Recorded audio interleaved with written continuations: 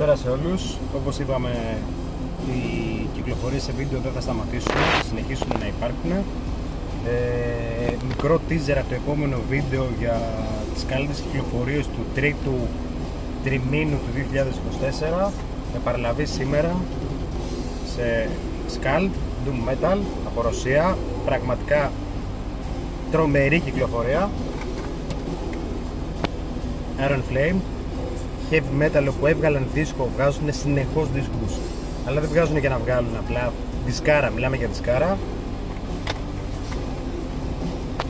Hell Spirit Noir, Έλληνας, τρομερός δίσκος.